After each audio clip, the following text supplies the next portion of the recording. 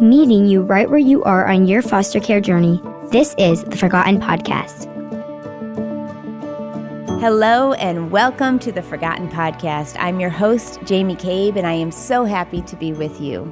If you are part of the foster care community, passionate about serving, or simply interested in learning more, we are here for you. In every episode of this podcast, you're going to hear from men and women who've experienced foster care to one degree or another. They may have grown up in the system, are caseworkers or foster parents, or other people who are here to bring you hope and encouragement. If you enjoy this podcast, please subscribe and share with a friend. Remember, you are not alone. I hope you enjoy the Forgotten Podcast.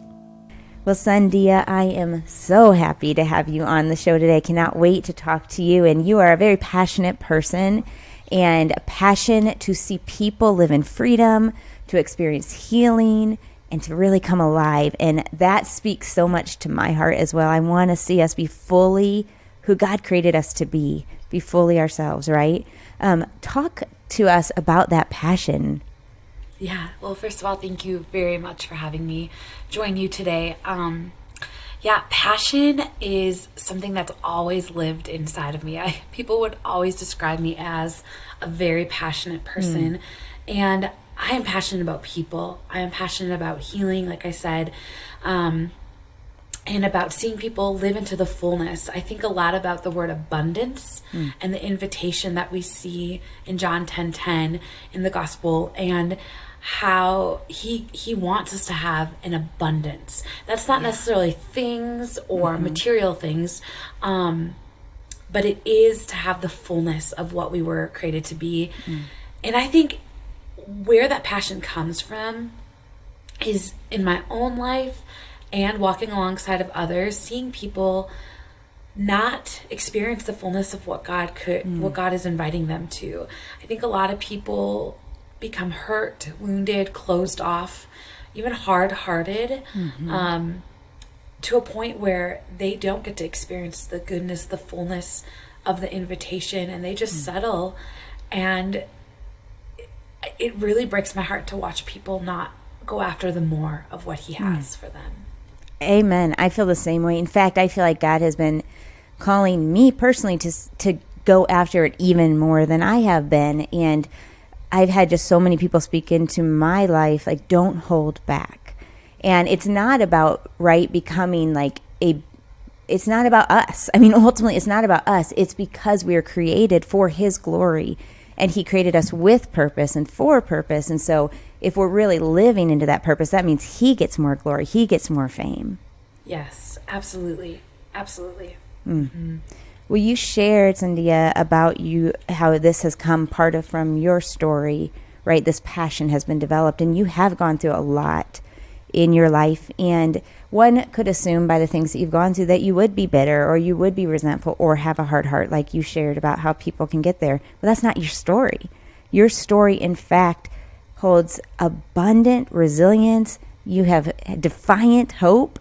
I mean, it is such an honor to have you here today, and I can't wait to talk more about it. But will you start by sharing with us your story? Talk about wherever you want to begin.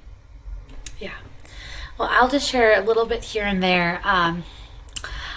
My story begins in India. I was born there, and I was an orphan my first year of my life. And I don't know anything really about my family history. And when I was adopted, came to the U.S., grew up in the Midwest, and I was adopted into a home of 6 people. And so my parents had a few biological kiddos, and then they adopted me. And I grew up in a home that was full of trauma and neglect, and it was awful. It was dark, and I really tried to make meaning of what I was experiencing, but as a kid, I couldn't. And so I was pretty confused as to how my life ended up the way it was, growing up in a home where there just wasn't any love, there wasn't any protection, and there certainly wasn't any care. And I came to be a person who learned how to care really well for themselves, for like myself, because I didn't see the nurture happening towards me, but I saw it happening toward my brothers. And I have no idea of how this came to be. I know that we live in a really broken, fallen world where the kingdom is here, but it's not yet. And so for me, my safety and my protection and my care came from school. It came from being out of my home. Anywhere I could be outside of this home is where I came alive. I felt like I was protected, I was seen, I was loved. And my school, my teachers started to notice pretty young that something was wrong. But you can only do so much when you have little hints of it. And so they stepped in ways that I didn't even know back then, but I actually do now. And they just sought to care for me the best that they could with what they knew. Yeah. Can you say, what were some of those ways that they stepped in? Yeah, so having a relationship with some of my past educators, I've gotten to see some of my story have meaning from their view. And they said that they actually purposely gave me the teachers. Every year you get a new teacher in elementary, middle school, and they assigned the teacher who had the most capacity for care for me. Wow. And I had different thoughts when I was a kid. When I'd get some of my teachers, I was like, wait, why am I this teacher? Yeah. And I didn't know that they were giving people, they had insight. And then I think also when I would come to school with just having bawled my eyes out in the morning after just some really horrific dysfunction, my teachers would look at me, they'd give me a little hug, or they would just give me some time. I saw that too. Like, I'd go to the bathroom, I'd kind of get my face ready to go back out, and they would just give me a little extra space and time. And if I came to school and I didn't have my homework done, there was a couple questions asked, but I think there was probably more consequences that was withheld for some of those things than what I even could imagine. Wow. That's incredible.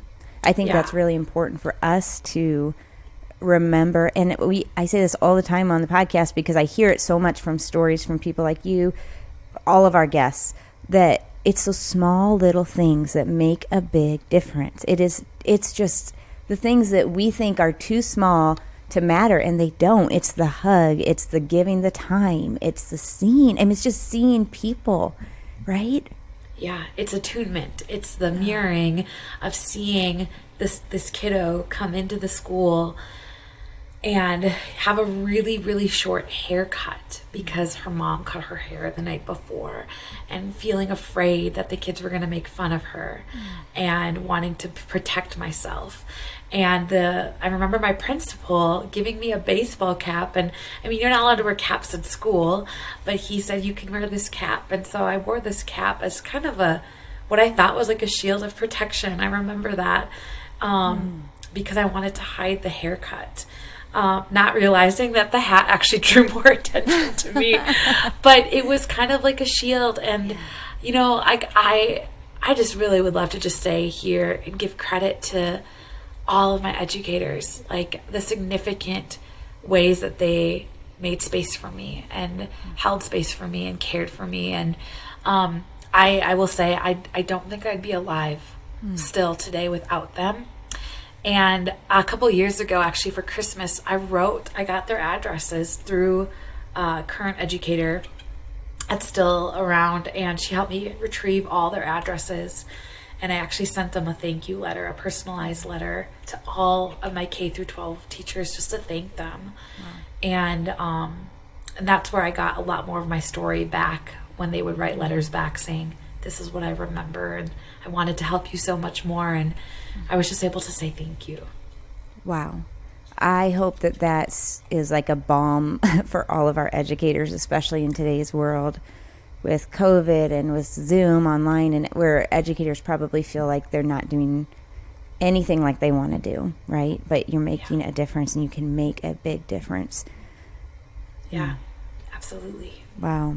So where does your story go from there? Yeah, so my story, I mean, in high school, I did everything and anything I could to be out of the house.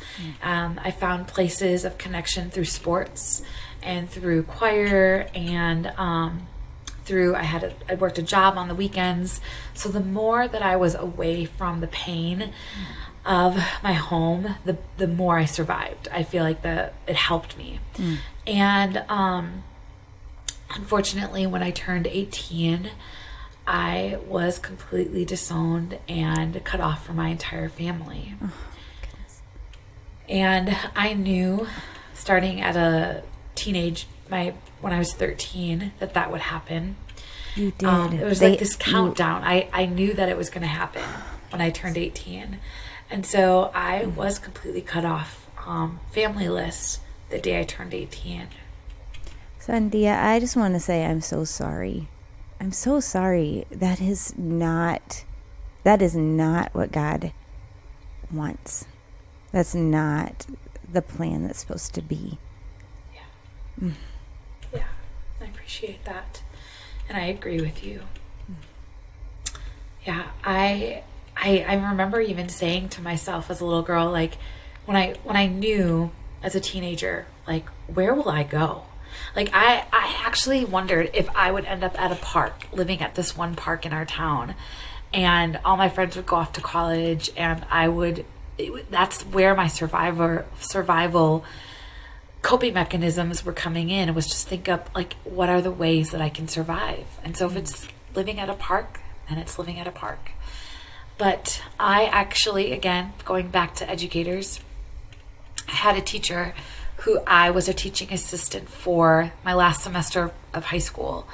And she asked me and invited me to come and live with their family and get myself back on my feet. And with a lot of conversations and a lot of me pushing it away, saying, no, I don't think that that's what I really want, I finally said yes. And so right when I turned 18, I went to go live with this family and got my driver's license, got a new job, and they really just cared for me and provided a place of safety so I could get my life kind of moving forward. Yeah. How long did you stay with them? I only stayed with them for about 6 months or like a semester. And then I transitioned to a 4-year university where I lived in the dorms. Okay. And then every year I lived in the dorms because it was people, it was fun. And then during the summers, I would stay with other friends in different places. Wow, that's incredible. I know that you talked just a little bit about some of the ways you coped, where you would think about, where can I go, or am I going to live at the park, or how is this going to look? Talk about the way you kind of handled the coping mechanisms you had as a child, and then how that looked differently as an adult.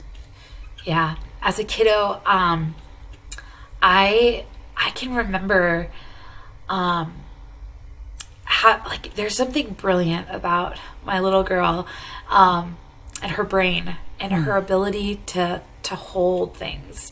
And eventually, when you go through such severe trauma, like, there's flight, fright, freeze, and your body shuts down to protect itself. And I know that happened quite often in my childhood. But for me, I remember laying in bed at night often and checking out of the pain and checking into imagining something good that was yet to come. Maybe it was a basketball game coming up, or getting to see some friends the next day at school at lunch. It could be something so small like, I know we're going to work on a group project tomorrow and that'll be fun. Those are the things that kept me alive. It was this imaginative forward thinking of what could be, what will be, that was able to help remove me from the pain and into a place of safety and warmth. And it became a really good coping mechanism. It served me really well, and it really helped me survive. But I've noticed shortly after graduating college, I noticed it starting to backfire. I noticed that I couldn't just draw away from the pain anymore. I think I tried really hard. I tried to flee. I worked really hard, and it didn't work to get me out of it anymore. And as I started to pursue counseling and seeking out some wise mentors, I was really challenged to allow the pain to come and to let it rise up so that I could actually start to tend to it. Because I was living in this sunshiny, glass half full world, and it was good to a point, but it actually wasn't serving me. So and I still work through this now, but over the last many years, I've been able to allow the pain to rise up and to be really gentle with myself and to invite others around me and to name the pain, name the cost of it, to not, I think there was the fear of it like washing me out like a wave, like crashing me and me being stuck. Yeah. And now I've learned that it will be hard and there will be some darkness, but light will prevail and I will get through it. He will walk me through it. And even this summer, I've even the phrase of he meets me in the suffering. I want to meet with Jesus. I want to connect with him. I want to be with him. Yeah. And if that's going to be in the suffering, if it's going to be in the pain, then let it be so. And that's hard for me to say, but it's what's probably helped me heal the most is actually facing the pain and facing the grief and not fleeing from it anymore. Wow. It's so counterintuitive, though, right? It's like walking into the fire in order to heal, ultimately, and not be burnt up. Like, yes. Yeah. I think you said it this way, you can't heal what you don't feel. Yeah. I've heard this before from a couple different people, and it's true. Like, if you don't actually feel it and express it, because everything, like Bessel van der Kolk talks about, the body keeps the score. And so if you just intellectualize everything, it still lives in your body.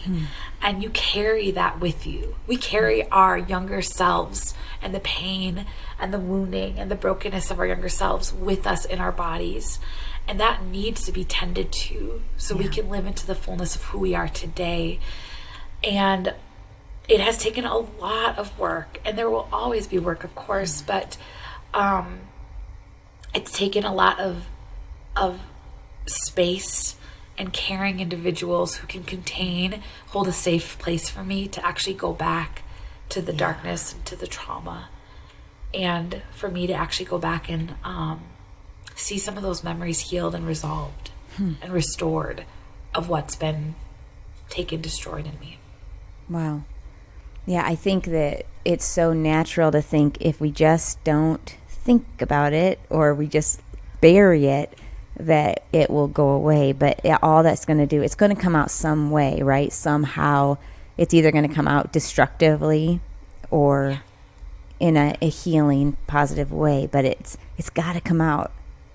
It has to come out, because if it comes out the other way, it's just going to hurt ourselves and our relationships, our interpersonal connections. And I've heard, last year, I heard Susan Stabile, I was doing a grief seminar with her, and I heard her say, like, for people with my personality type to run from the pain, that's even causing more pain to run from it, because then you have to come back to it, and it's just more work you're bringing up for yourself. And so that's also helped me to rethink when I need to walk away. And also I do want to name, there are times where it becomes too much, and I can trust my body to say, you know what, that's enough. I need to just take a breather. I need to go ground myself. I need to go for a walk. And so there are times where I have felt like, okay, that's that. We're going to hold this here, and I'm going to walk away for a little bit. Yeah, the difference between stepping away for a time as opposed to running away. Do you have any, are there, like, would it do you have any indicators? Like you said, sometimes your body, you can tell. What does that look like? Yeah. So I could talk a lot about that, but I would say my gut tells me the truth. Okay. My gut is very honest when it doesn't feel right, when it doesn't, when there's like either it feels like maybe there's some inflammation or it feels like there's something not like twisted in it. I know that there's something going on. And when I bring up a memory, that is where I notice it often, or I notice it in my chest, like a tightening, or in my throat. And so when I can pay attention to my body actually is the truth teller. And so when I'm getting closer to a memory that's really hard, I will expect that my body will flare up. Wow. And then I will ask Jesus to help come and heal, and I will work through that, where that energy is stored in my body, that activity. Wow. And then when do you know when it's too much, or when you need a break or a breather? Yeah. Well, thankfully, I do this work with other people, like a counselor or a spiritual director. And so I'm in a contained space. And so I have people helping me also know, that's important. How are you? How are you checking in with yourself? What are you noticing? Do you think, does your body feel like it can continue, or do we need to take a break? Okay. So I've got wise people around me helping me with this work. That's an important piece of it, isn't it? Yes. We can't do this work on our own. It comes at too much of a cost. Yeah. And I think it can be very dangerous to do it on our own, to go back to be re-traumatized, to feel a deeper sense of loneliness possibly. I think it's dangerous to do it alone. Yeah. Wow, that's very helpful. Would you say that forgiveness is a necessary part of the healing journey? For me, it has been. Yes, very much so. Forgiveness has been probably one of the greatest themes of my healing story. And I think forgiveness and healing go hand in hand. I can remember the first time I was sitting at a coffee shop. I had just come to know the Lord a few months earlier, and I was reading my Bible and just like digging in, and I felt a prompting from the Spirit that it's time to forgive. And I was like, hey, did I just hear this right? Like, I'm a new believer. I'm learning how to discern. I don't think that's actually what I heard. And then I heard it again. And then I heard it a third time, all while I was sitting there. And I was pretty frozen in my tracks, because the idea of forgiving my adoptive family didn't even feel remotely just to me.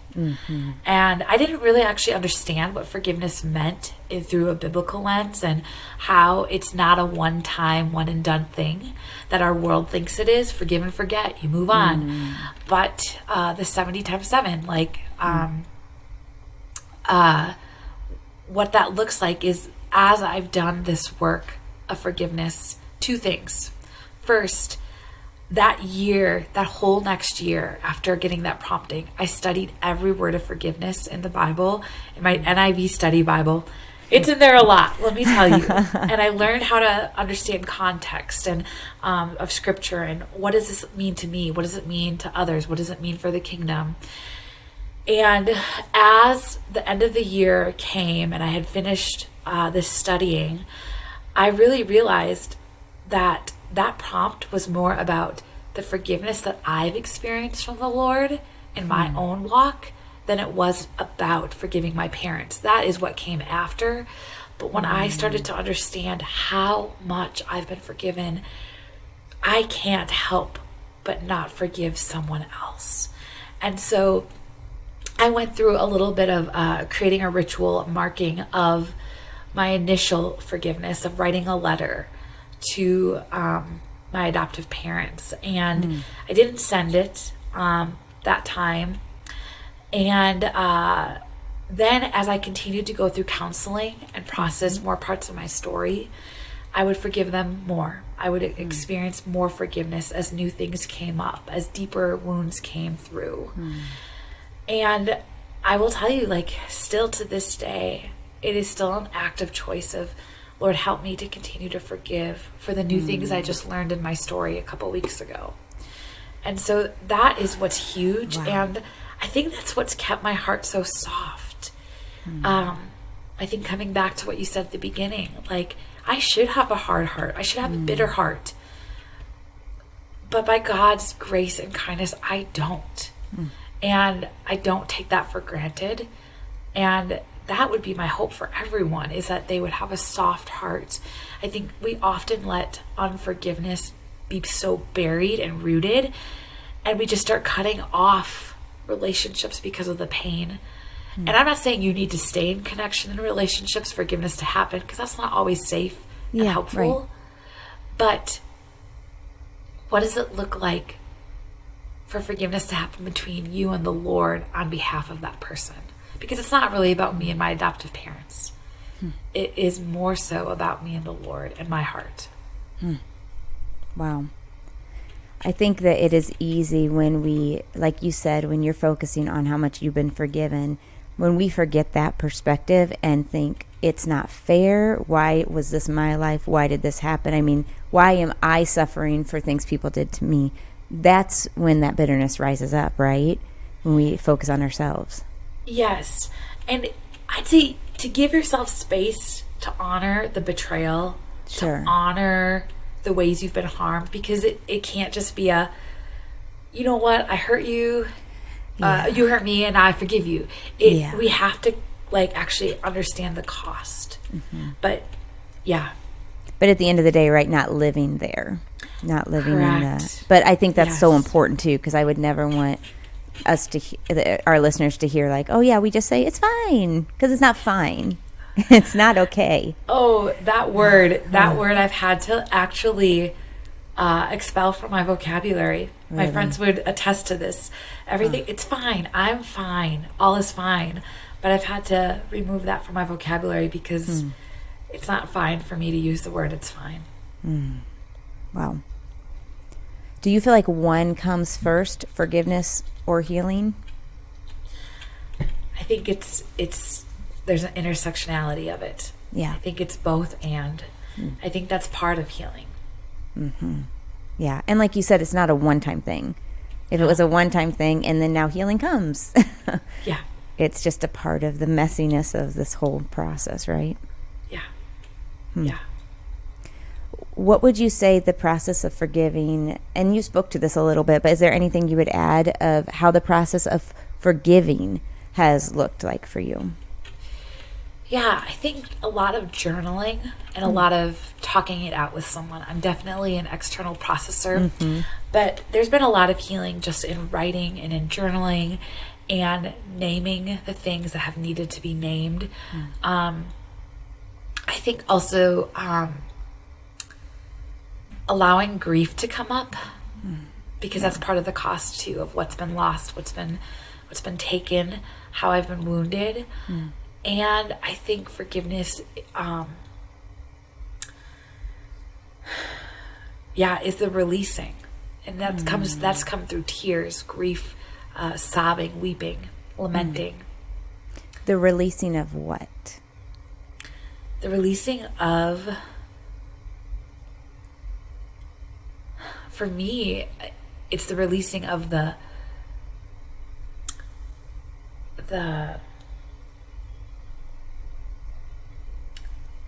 it's the grief.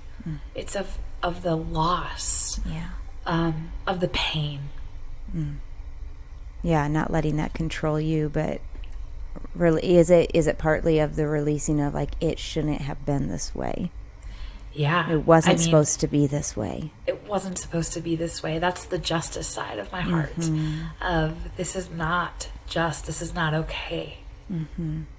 Yeah. But releasing. I think that's the process of, it's surrender, right? It's the process of surrender, and that comes through, that's the Christian life, forgiveness, and also the surrender of my own will, my own desires. Like, where are you calling me, Lord? I've got to surrender over and over and over, or releasing, trying to hold and control things, right? Like, I think that's the whole Christian life, is surrender and releasing to him. Yeah. How has forgiveness changed you? Yeah. I mean, it's changed me greatly. It's like I said earlier, it's given me a softer heart. I have realized it is way quicker for me to forgive since the initial step towards forgiveness. And like I said, it's a journey. But for other things that have happened to me, it's quicker for me to forgive because of my sight of what I keep really close to me, of how much I've been forgiven of. And then how much even the Lord laments on my behalf. So I'm not lamenting alone. He laments for me. And that also has helped change my view of forgiveness, of his grief, his weeping on my behalf. I would say I know Jesus so much deeper because of forgiveness. Like I think about him on the cross and forgive them, Father, for they know not what they do. Like that feels very close to me. Very, very close. Yeah. That Good Friday. And I think as I consider other places where there's been wounding and marring and mockery and all of those things in my story, I continue to remember, like, this is a journey. I don't have to do it in one day. And I can give myself space to feel what I need to feel and to process. Yeah. So that I can move toward forgiveness. And grace. Are you able to give yourself grace? Lots of grace, lots of gentleness, and lots of kindness. Yeah. Lots. That's important. I remember a counselor telling me once, because I can tend to be very hard on myself. And I remember her saying, if you would talk to your child, or would you talk to your child the way you talk to yourself? And I'm like, never. She's like, don't talk to yourself. You're God's child. Like, that's actually against him. You know, like, it was just a really eye-opening thing to be like, why am I speaking this way about myself when I would never speak to somebody else like that? Yeah. Kindness is so disruptive. Yeah. It really disrupts the patterns of contempt and shame. Okay, one piece that you mentioned that I just want to go back to, when you said sometimes it's important to name it, do you feel like there is an importance in actually speaking it out loud, or even writing it, or just getting it out in some way? Yeah, it could be any way. It could be naming it. It could be journaling it. There are things I've journaled that I've never named, but the Lord knows what those are. Yeah. And then there are things with a few safe people in my life that I've named some of the deepest, darkest stuff, and have trusted them and taken a risk to do that. Yeah, and they've come alongside of me. And so I think as long as it is brought into the light, because in the light, that's where it won't grow the grossness anymore. It won't, like, it diminishes the darkness. Yeah. Wow. Well, Sandhya, it's been, a privilege to talk with you. And pause. Did I say your name wrong? Sandhya. Yep, you did. Yep, I wanted to catch you so you I'm didn't so have glad to... you did. I've been practicing and I missed it. I'm so glad you... Yes. That's awesome, Sandhya. Yep. Okay. I'm sorry. Thanks. So Sandhya, it has been an absolute privilege to have you on. I wish that we were sitting across the table instead of across the screen from each other.